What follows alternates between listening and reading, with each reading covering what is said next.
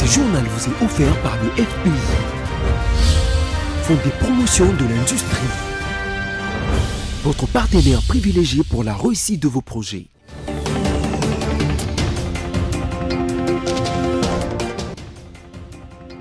Mesdames, Messieurs, bonsoir et bienvenue à cette grande édition du journal consacrée à la page rétrospective de la semaine dont voici les sommaires. Vous l'avez suivi au cours de cette semaine pour lutter contre l'épidémie de Mpox qui sévit dans le pays. Le gouvernement congolais a annoncé les déblocages d'un fonds d'urgence estimé entre 6 à 10 millions de dollars américains. Vous l'avez également suivi au cours de cette semaine, de vives tensions ont été observées le lundi à l'Institut national de bâtiments et travaux publics, INBTP, où les étudiants exigent la reprise des cours dans les délais. Et enfin, Kylian Mbappé a saisi la commission juridique de la Ligue de football professionnel et l'Union des associations européennes de football selon les informations du Monde pour réclamer 55 millions d'euros impayés par le Paris Saint-Germain.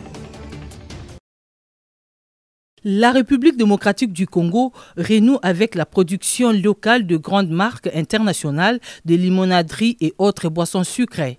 Varom Pepsi RDC, filiale de PepsiCo New York, produit depuis quelques jours à Kinshasa la boisson Pepsi suivant les normes et qualités de la maison mère. L'équipe managériale de Pepsi RDC est venue annoncer la nouvelle au chef de l'État et l'inviter en même temps à l'inauguration dans le prochain jour de la première usine de production dans la zone industrielle de Maluku. Nous sommes très honorés d'avoir été reçus par le chef de l'État et quelque part nous lui disons merci parce que c'est grâce à lui, grâce à ses efforts pour attirer les investisseurs que ce projet a vu le jour. Et nous avons eu beaucoup d'accompagnement de la part de son gouvernement et pour cela nous dirons toujours merci au chef de l'État. Nous sommes le plus grand embouteilleur de thé Pepsi en dehors des États-Unis. Donc le produit que vous consommez ici, Pepsi, c'est le même que vous pourrez consommer à New York, à Bruxelles ou à Paris. Et ce produit est coproduit sous le contrôle des responsables de PepsiCo New York. Et si nous dévions, nous enlevons un ingrédient, quelque chose qui n'est pas bon, nous perdons la licence. Quant au respect des normes environnementales, le responsable de Pepsi se veut rassurant. La production de Pepsi et ses autres gammes respectent les normes environnementales. En fait, nous avons mis en place un programme de recyclage et nous travaillons avec la commune de Maluku, nous travaillons avec les autorités et tous les services de la ville pour que tout ce qui est produit à l'usine, tout ce qui doit être recyclé est repris et surtout les bouteilles en plastique. Et je voudrais vous informer que dans l'avenir, nous allons mettre en place, quand nous allons entrer dans la deuxième phase de ce programme, nous aurons notre propre usine qui pourra recycler le plastique, le traiter et le fabriquer et le remettre dans la consommation. Comme ça, le cycle est complet. Donc les Congolais ne s'inquiètent pas, nous n'allons pas polluer l'environnement. Avec son usine de Kinshasa-Maluku, Pepsi a une capacité de production de plus d'1,2 million bouteilles par jour. Dans le prochain jour, ils vont monter une autre usine de production à Lubumbashi, une façon de lutter contre la consommation de boissons non autrement identifiées et de qualité douteuse.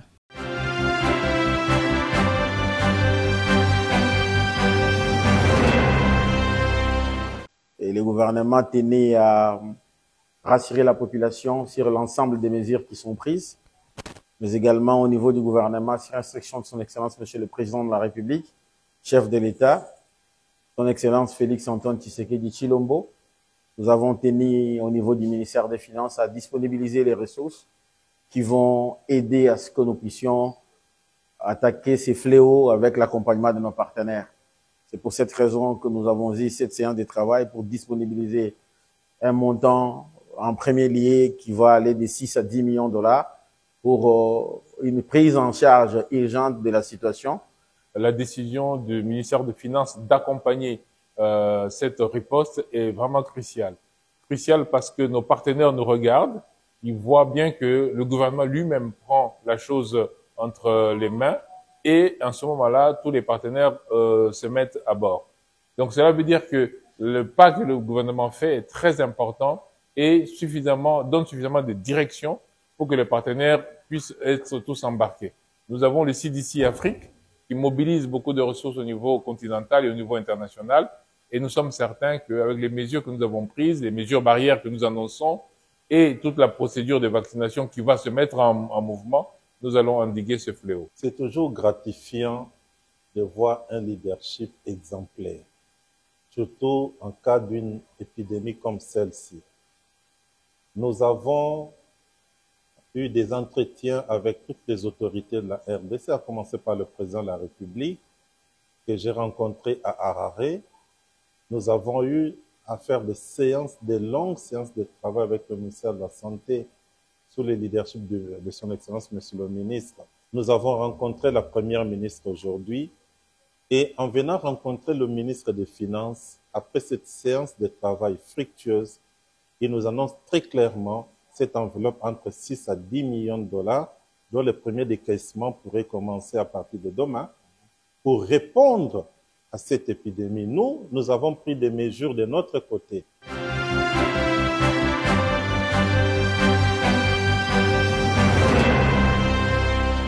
La recrudescence du Mpox en République démocratique du Congo qui touche aussi les Burundi, le Kenya, les Rwanda et l'Ouganda a poussé l'Organisation mondiale de la santé, l'OMS, à déclencher la semaine dernière son plus haut degré d'alerte au niveau international. La République démocratique du Congo espère recevoir les premières doses des vaccins contre l'épidémie de Mpox la semaine prochaine dans ces pays où la maladie a déjà fait au moins 570 morts, a déclaré le ministre de la Santé, Samuel Roger Nkamba, lors d'une conférence de presse. J'espère que la semaine prochaine, on pourrait déjà voir arriver les vaccins. Nous avons besoin d'à peu près 3 500 000 doses. Mais je peux vous assurer que grâce à la Belgique, on va avoir 215 000 doses. Vous voyez que c'est même pas le 10e. Et grâce au Japon, on devrait avoir, monsieur le DG, à peu près 3 millions de doses. Un pays d'environ 5 millions d'habitants, la RDC compte vacciner 4 millions de personnes, dont 3,5 millions d'enfants, a expliqué un responsable de la cellule de riposte sous couvert d'anonymat. Notons que l'Organisation mondiale de la santé ajoute que tous les pays touchés par cette épidémie doivent être prêts à fournir de la nourriture et d'autres formes de soutien aux patients atteints de variole, y compris si cela est justifié et possible l'isolement dans des centres de soins.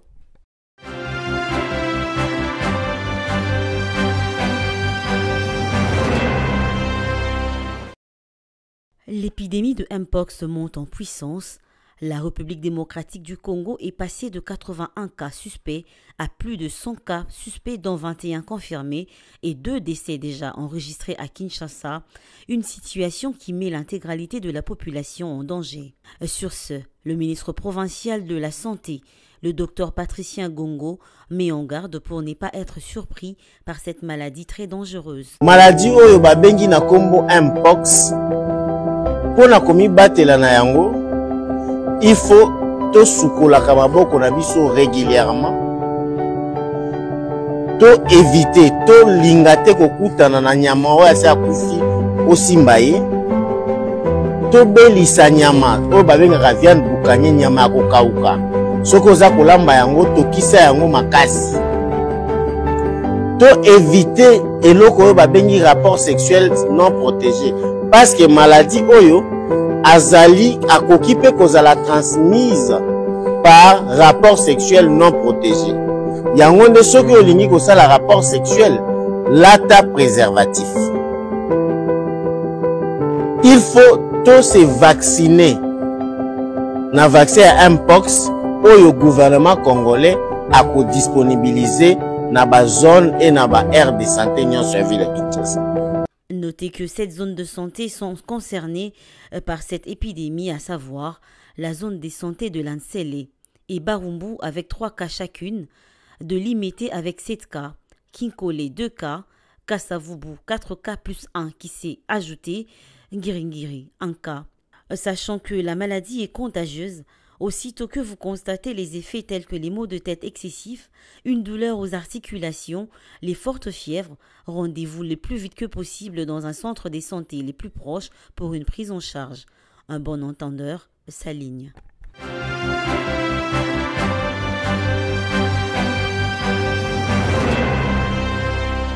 La situation des enfants touchés par la guerre dans l'Est de la République démocratique du Congo étaient les sujets abordés lors d'une audience que la première ministre Judith Suminwa Tuluka a accordée au directeur régional de l'UNICEF pour l'Afrique de l'Ouest et du Centre, Fagninou Jules, à la primature. Au cours des échanges, il a été annoncé l'octroi d'une enveloppe de 10 milliards de dollars américains pour les 5 prochaines années, visant à soutenir le développement et à améliorer la situation des enfants congolais, en particulier ceux de l'Est du pays. En outre, la première ministre Judith Suminwa a également partagé les efforts du gouvernement pour contenir l'épidémie des monkeypox qui affecte gravement les enfants en RDC. L'UNICEF a promis son soutien pour faire face à cette urgence.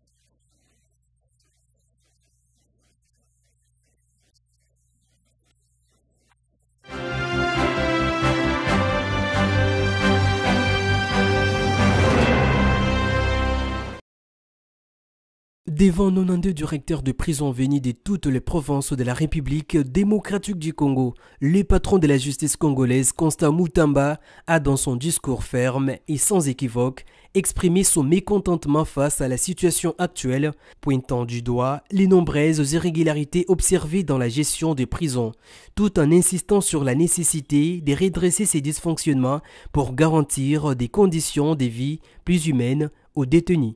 Le développement est une question de volonté et non des moyens. C'est tout comme l'éthique. L'éthique n'est pas une question de moyens, mais de volonté, de choix. On est mafieux, non pas parce qu'on est moins payé ou sous-payé, mais parce qu'on a intégré la mentalité de la mafia et qui devient congénital. C'est pourquoi vous verrez des millionnaires que l'on place à des postes de responsabilité détourner l'argent. Constant Mutamba a également annoncé la poursuite de ses visites dans les différentes provinces du pays avec l'intention de s'assurer personnellement des changements dans les conditions de détention. Je veux faire l'itinérance, comme vous le savez, à l'intérieur du pays. Moi, l'extérieur ne m'arrange pas. L'extérieur du pays ne me concerne pas. Le chef de l'État ne m'a pas nommé ministre des Affaires étrangères. N'est-ce pas? Il y a une ministre d'État, ministre des Affaires étrangères, pour aller à l'étranger. Le ministre a par ailleurs invité les directeurs de prison à ne pas hésiter à lui faire des propositions concernant des mesures d'application à la nouvelle loi portant sur les régimes pénitentiaires.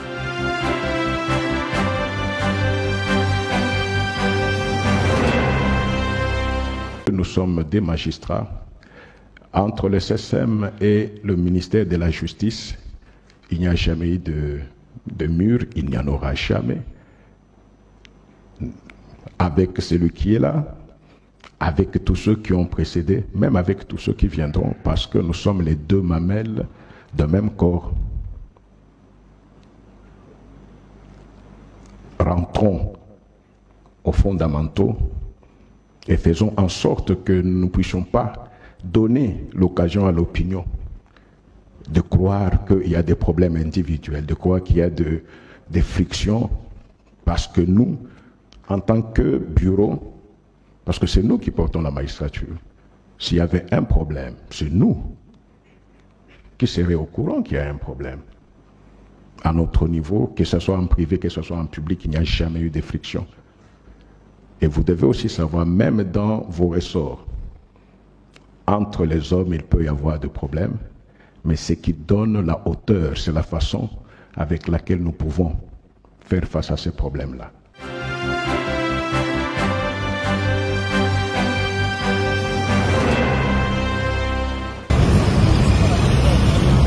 Les travaux de curage de la rivière Mososo dans la commune de Limete, précisément à la première rue, a été supervisé par le gouverneur de la ville, Daniel Bumba Lubaki, accompagné du vice-gouverneur ainsi que quelques ministres provinciaux. Sur place, Daniel Bumba a immédiatement sensibilisé les Quinois à se mettre en guerre contre l'insalubrité et les immondices.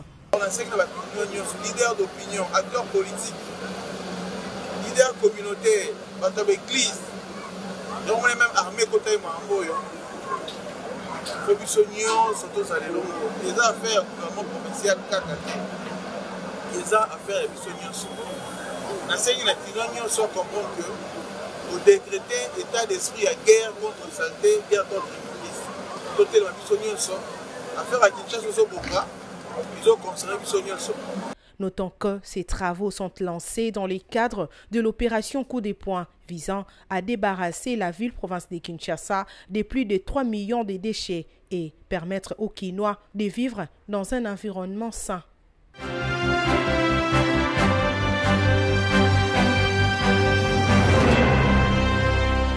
La République démocratique du Congo vers la réduction de violences armées. En séjour de travail au Lualaba, le vice-premier ministre, ministre de l'Intérieur, Sécurité, Décentralisation et Affaires coutumières, Jacquemain Chabani, a présidé à Kolwezi, au stade de Manika, la cérémonie de lancement des opérations de marquage des armes, de forces de défense et de sécurité.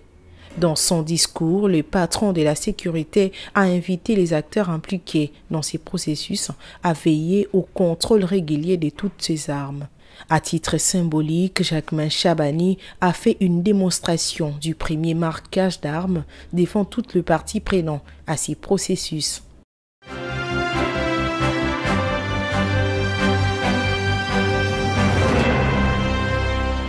Le communiqué final de la 3e réunion ministérielle qui s'est clôturée le jeudi 22 août à Luanda indique qu'au regard de l'accord proposé par le président angolais Joao Lourenço, médiateur du processus, qui est la énième rencontre entre les présidents des pays en conflit, soit la République démocratique du Congo et le Rwanda. Les experts vont également se réunir dans la capitale angolaise du 29 au 30 août prochain avec comme objectif aborder les aspects spécifiques. À en croire le même communiqué, cette réunion ministérielle qui a débuté mardi s'est déroulée dans un climat fraternel et serein. À noter que toutes les parties sont prêtes à travailler ensemble en vue de trouver une solution durable au conflit qui touche l'Est de la République démocratique du Congo. C'est le ministre angolais des Relations extérieures Antonio Tété qui a présidé la dite réunion et a réuni autour de lui ses homologues de la RDC Thérèse Kaikwamba Wagner et du Rwanda Olivier Jean-Patrick Nduhungirehe. La 3e réunion ministérielle a été organisée en tenant compte des accords conclus sur les cessez-le-feu entre le Rwanda et la RDC, entrés en vigueur depuis le 4 août dernier.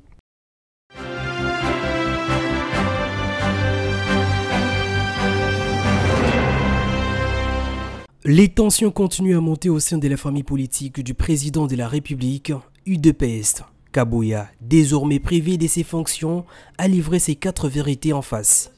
Dans ses propos, Augustin Kabouya regrette les désintéressements de certains cadres de l'UDPS vis-à-vis de la population après l'accession au pouvoir du parti de Tshisekedi.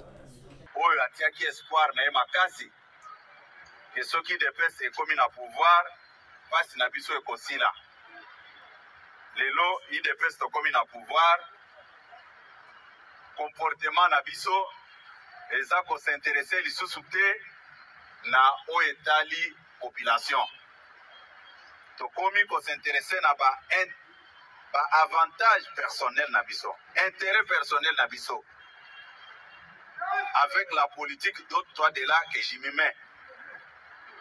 C'est ça le danger. Et en réaction, la présidence de l'UDPS Tshisekedi dénonce ce propos de Kabouya et les qualifie d'irresponsables. La présidence de l'UDPS Tshisekedi s'indigne avec véhémence et dénonce les propos à la fois irresponsables et malveillants tenus par l'ancien secrétaire général, le député national Augustin Kabouya, lors de l'une de ses récentes sorties médiatiques. Selon lui, l'UDPS Tshisekedi aurait abandonné son combat pour la démocratie et le progrès social, le bien-être des Congolais, au profit des intérêts individuels de ses dirigeants. Ainsi, il voudrait par ces allégations faire croire à l'opinion que son limogeage serait consécutif à la lutte de positionnement des cadres de l'UDPS Tshisekedi. Tout cela est faux. Par ailleurs, il essaie de demander aux cadres du parti, bénéficiaires de nominations dans les institutions publiques, de savoir ménager leur statut de mandataire public avec leur qualité de membre de l'UDPS, afin de ne pas énerver la loi. Dans la quête de la vérité, chaque Congolais défenseur de la démocratie est appelé à prendre la position face à ces spectacles déconcertants tout en se posant une question du savoir qui dit vrai.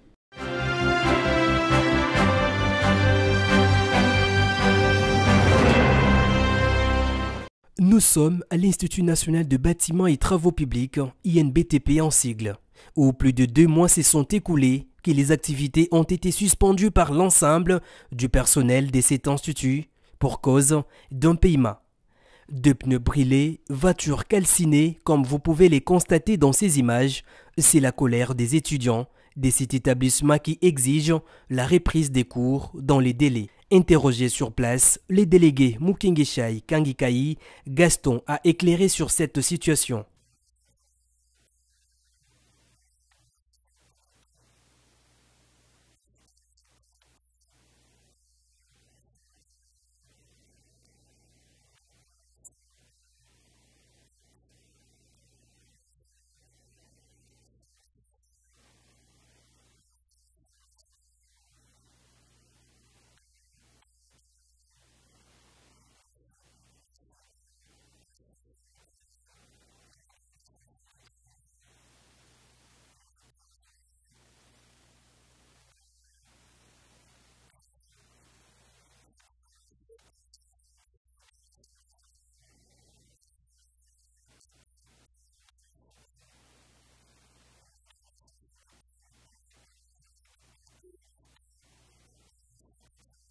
Notons que, dans leurs revendications, l'ensemble du personnel de l'INBTP réclame dans l'immédiat les départs du comité de gestion actuel compte tenu de la mégestion observée dans cet établissement. De l'autre côté, les étudiants espèrent un arbitrage du ministère de l'enseignement supérieur et universitaire pour que les activités académiques reprennent en toute sécurité.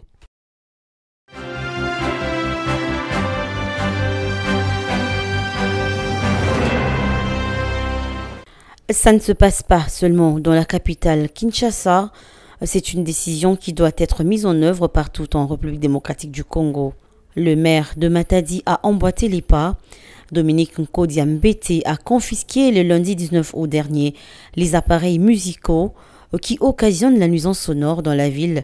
Il s'agit notamment de 5 haut-parleurs, des micros, des ordinateurs et autres appareils dans les bars de la commune de Nzanza. L'autorité politico-administrative affirme l'avoir fait conformément au décret numéro 14/012 du 8 mai 2014 portant réglementation de la nuisance sonore en RDC.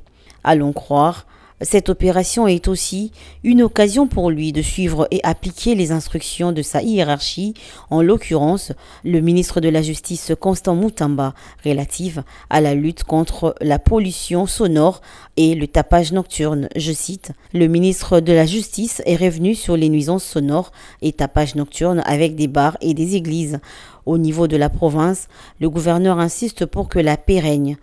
Nous sommes en train de travailler selon leurs instructions, a-t-il dit. » Notez que cette descente lui a permis également d'effectuer d'autres opérations pour le bien-être de la population, notamment mettre la main sur les bandits qui braquent des paisibles citoyens au niveau du marché Abaco, un geste qui a énormément soulagé les habitants de ce coin.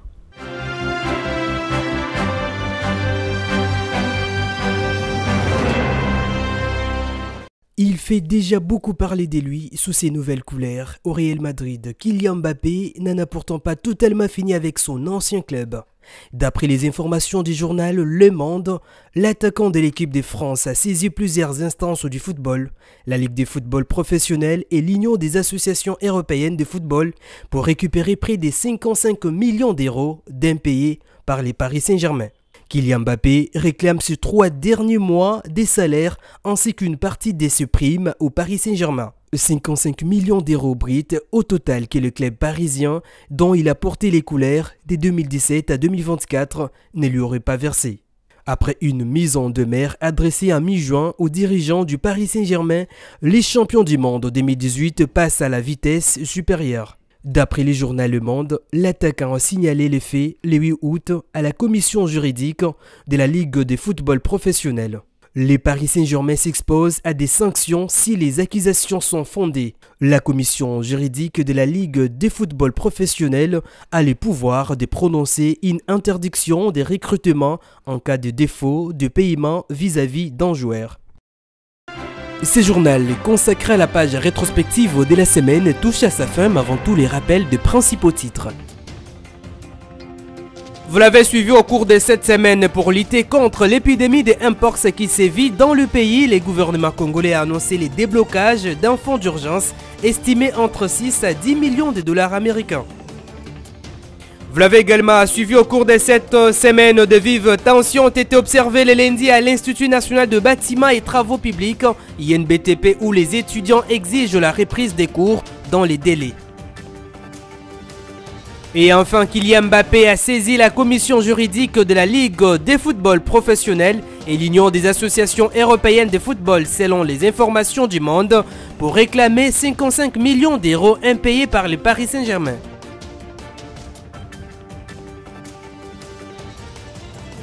Ce journal est complètement terminé, merci de votre fidélité. Quant à moi, on se retrouve la semaine prochaine, mais entre-temps, bon week-end chez vous.